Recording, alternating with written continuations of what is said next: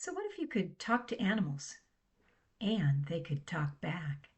In this episode, I sit down with Christina Duffy, an animal communicator, a medium, and a licensed therapist who's been telepathically connecting with animals since she was just 3 years old. From birds and bears to beloved pets, she shares how animals are constantly communicating and how we can learn to listen. Welcome to Dial Up Intuition, a podcast that invites you to awaken and expand your intuition. I'm your host, Kat Sanders. I was a radio and television broadcaster before a massive brain hemorrhage caused me to flatline. That life-changing event led to a beautiful near-death experience. And when I came back, I returned with some profound truths and the ability to connect with the other side. In this podcast, we'll explore these truths and learn how to strengthen your intuition and intuitive gifts. You'll hear conversations with remarkable intuitives who'll share how their gifts came alive, evolved, and became part of their daily lives. So whether you're just beginning your intuitive journey or you're ready to go deeper, this is your space to be inspired, guided, and reminded that your intuitive gift was always within you. So let's begin and dial up our intuition together.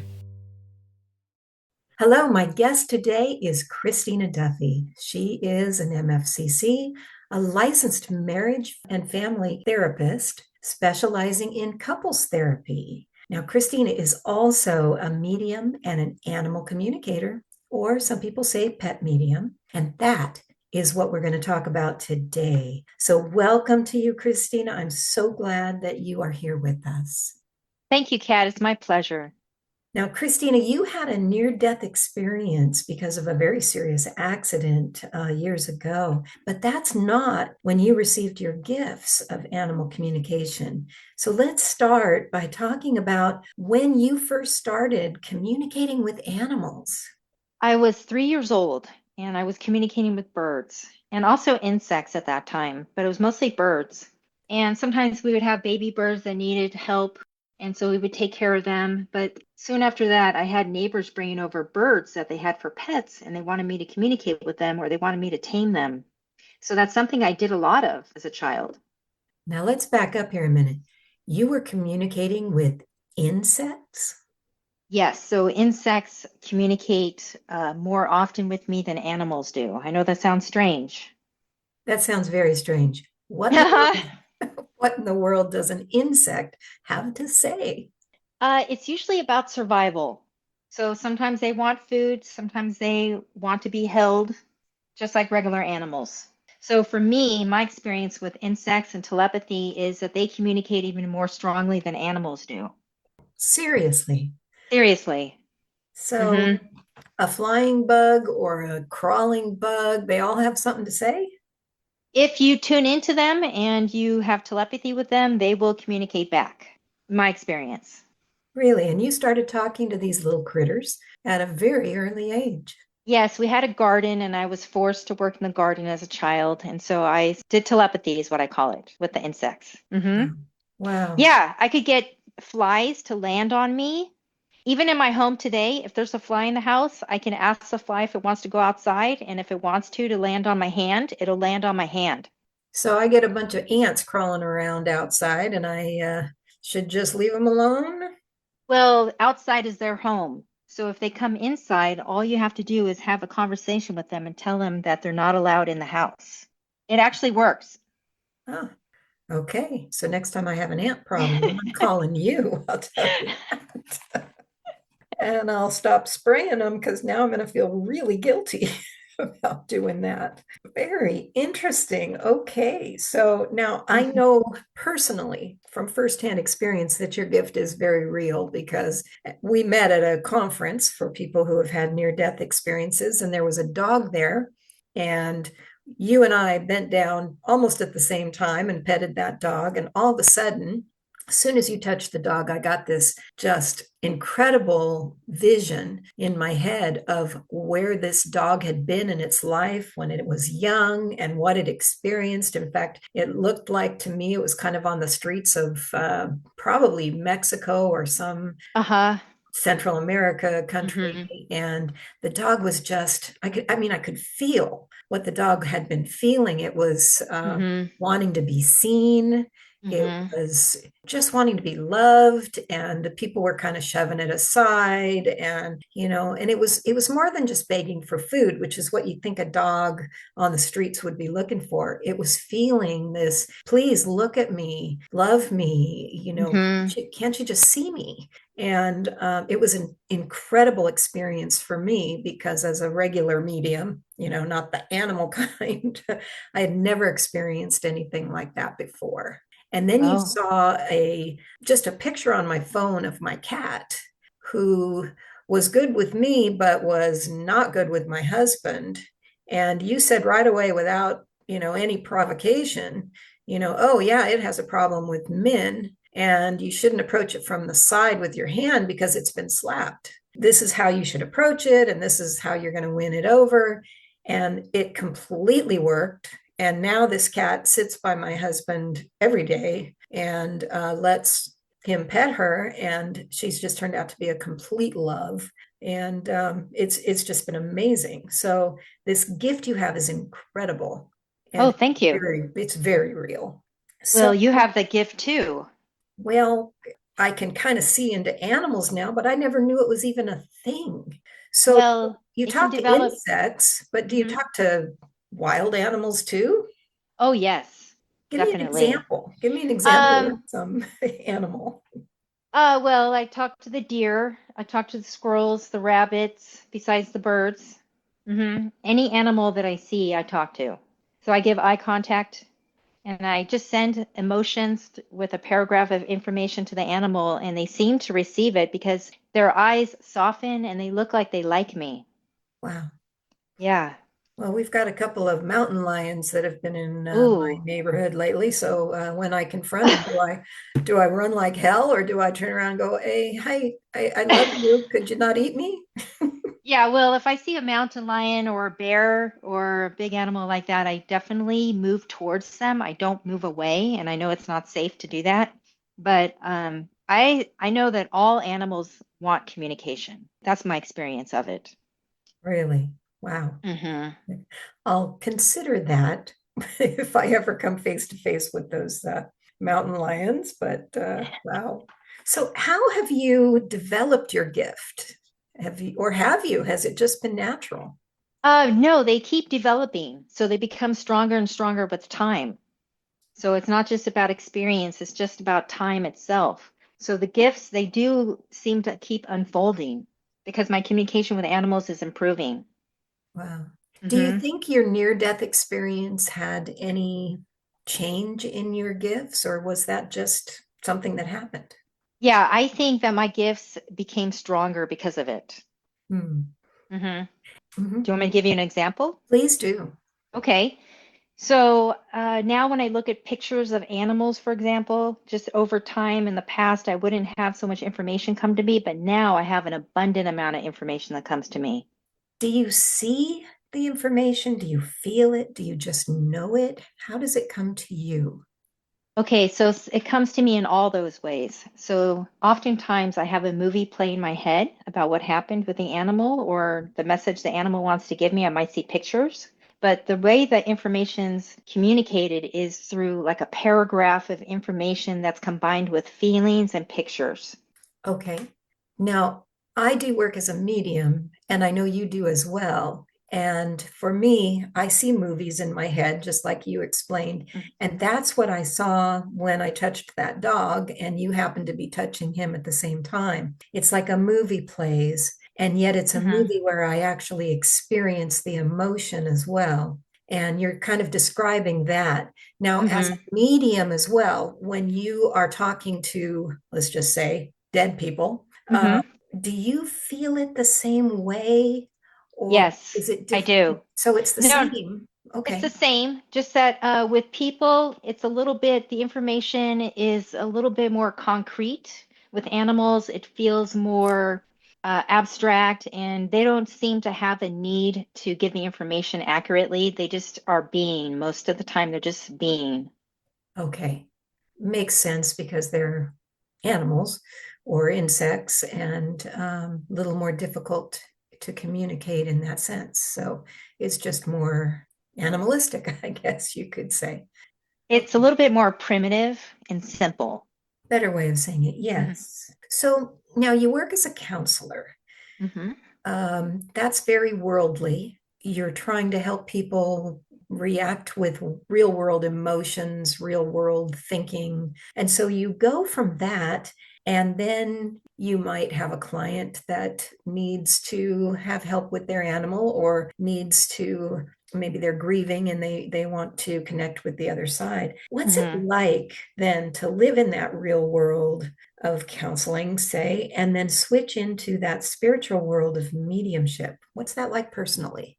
It's almost the same for me because when I'm having my client sessions, I'm using my intuition and my psychic abilities already in the session. And if I close my eyes while the client is talking, I'll have a movie play in my head, like a remote viewing, kind of similar to like what I see with animals. And so if I transition to a client that wants an animal psychic medium session, it's usually easier for me to look at pictures and for the person to have questions because it'll ground me. Now, that's a counselor I would be interested in. Oh, That's a very good way of doing your work. That's good. What advice would you give to anyone wanting to improve or to start a journey of communicating with animals themselves? so it's very simple, but it's difficult at the same time. Okay. It takes practice. So, what you practice doing is sending a paragraph of information, pictures, feelings, thoughts, all like it's in a cloud, and you send it over to the animal. Should they touch the animal? Should they just focus on maybe looking at them? Do they think about them? If it's an animal that's in their presence, yes, I would definitely be with them anyway, like petting them, giving them eye contact, but it's not necessary. Okay.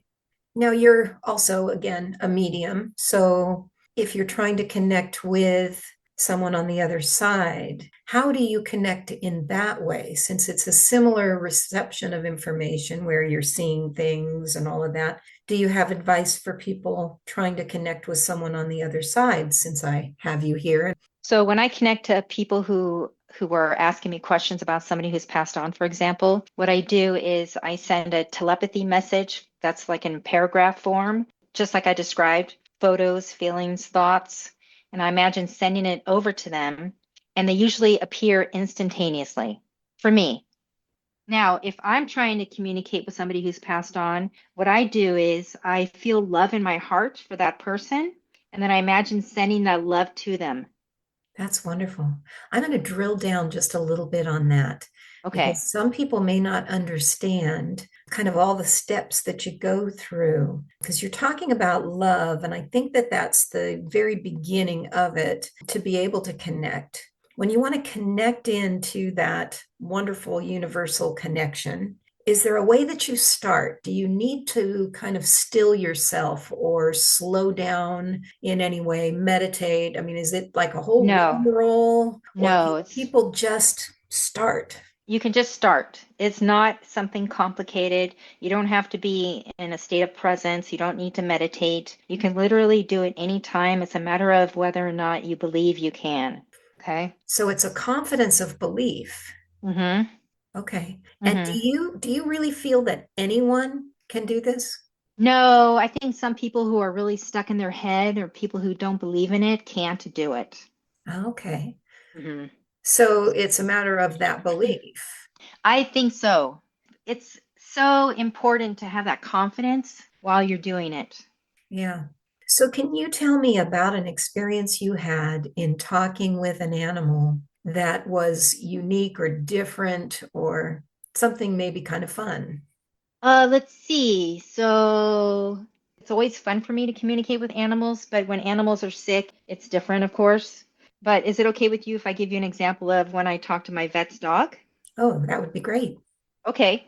So his dog had cancer and he was in pain, and the veterinarian wanted to know if he was ready to pass on because he wanted to bring him comfort. And so he brought me to the back of the veterinary office and I saw his dog. And right away, I started talking with his dog, and his dog told me where the pain was. And I told the vet, And the vet said, yes, that's where the cancer is. And then he asked me to ask his dog if his dog was ready to pass on. His dog was alert and aware and wagging his tail, but he was in pain and he told me he was ready to pass on. Mm. And I told that to the vet, and it took him about a week to help him pass on. And he started crying. I think that's one of the most difficult things when we love a pet so much, to Hmm. know when it's time and when it's best for them. Hmm. Now, Yeah, when I think about happy memories with connecting with pets, it's usually with my dog or with dogs in general. I love dogs. Cats too. Oh, cats communicate more than dogs in my experience. really. And yet, so Hmm. many people say, oh, cats are so aloof. When you call them, they don't come, they take a message. But Yeah. what does a cat typically have to say? It's more like they talk to me like people do. Really? Hmm. Yep. Yep. Interesting. Hmm. Interesting. I think they're extremely smart. I think they may even be as smart as people sometimes. We just don't know it. Now, let's say you're out in your backyard and you're sitting there and you see birds and hummingbirds flying all over. What are birds like? Birds are full of love and they love eye contact. They love being seen and noticed, and they love being said hello to. They are angels, in my opinion. Really? Hmm. I know a lot of people find, and I've seen it often, that when you lose a loved one, they often come back or send signs through birds and butterflies, dragonflies, things that fly. And these Hmm. birds or whatever, they will come closer to you to show you that this is a sign from a loved one. Do you think that that's true? And have you seen any signs pointing that direction? Uh, I can say that for myself it's been true, but I'm not really sure about other people. I think that people usually do see signs like that, and it's mostly with birds from my experience. Hmm. But you tend to like birds because I know as a Hmm. child you said you Yeah. used to love talking to birds. Yes. They literally, because of my near-death experience, birds to me are like angels. I call them angels. Okay. Well, Hmm. they do have wings. Any particular bird that's maybe not as angelic as the others? I know a lot of people think that crows are kind of mean and nasty, and yet they're supposed to be extremely intelligent. So I don't know how I feel about crows. Well, crows, they can be very harsh and they can be very selfish and they're very, very highly intelligent as well. But when I tune into them, usually it feels like they're a predator. Okay, so I can still be mad at crows because I Yeah, usually yeah, say you can be mad at them. it.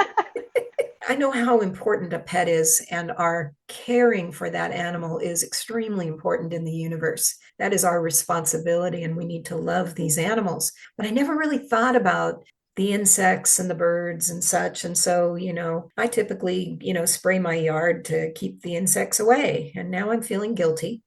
So, how do we deal with that, guilt, whatever? I mean, you're saying, okay, you got a bunch of ants in the house, tell them to leave and all of that. But when we're sitting in the backyard and we're trying to talk to these insects, how should we be treating these things that are alive around us? How do you recommend that we deal with the critters in our world? Well, I treat them like I would treat a person because after communicating with them on such an extensive basis, I would say that they should be treated just like another person.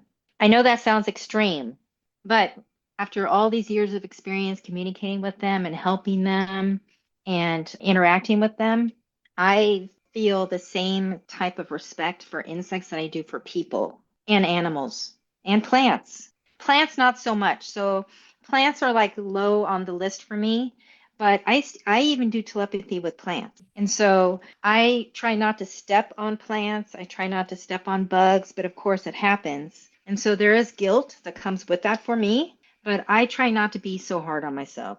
Yeah. Because with helping insects, usually there are a couple that might die or I might accidentally step on one. And when I have like ants come into my home and I communicate with them and I tell them they need to leave, this is my territory, they can't be here anymore. Sometimes I have to spray the leader ant with water for the ant to tell the other ones to go away, but they Hmm. do listen. I've had so much experience with it and so much evidence that I believe that insects and animals should be given the same respect as people. But I know that's extreme. I know it sounds crazy. Well, and having flatlined, I also know that death is not a horrible punishment. So, not that I'm going to go running around looking for bugs so I can smash them, but um, I I stepped out of the house the other day, taking the dog out, and stepped right on a snail and went. Of course, you know when you step on a snail because it, Oh, yeah. yeah. But Hmm. and I went, oh, oops, sorry. You know? Yeah, you see, if I do something like that, it's gonna sound extreme again, but it's traumatic for me. Yeah, I didn't see it. It was dark. Didn't mean Yeah, to. But yeah. it happens. But I have taken a little different attitude about things like that since I've known you. I will tell you that.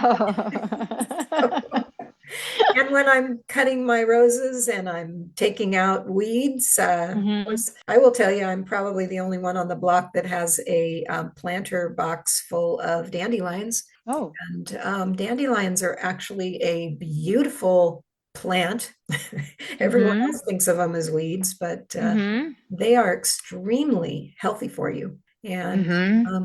yeah, from top to bottom, the leaves, the roots, yeah, dry them Hmm. out, put them in a tea, and they will keep you very healthy. So Yes, I've heard that. they're they're absolutely beautiful and wonderful for you, but I guess it's all in how you look at things, right? Yeah, so there's something I just thought about.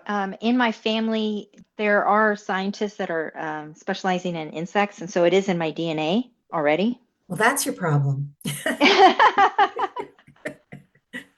I just think it's Yeah. beautiful that you were basically born with this ability. Some of us are, and some of us just aren't, and some of us develop it. I think we all have the ability to have gifts, but some of us have been just told and told and told and told that this is just stupid and silly and not true, that it's very difficult for us to turn that around and Hmm. believe it. I did an episode where I talked about the declassified Army and CIA documents about Hmm. how they've basically, flat out proven that this works.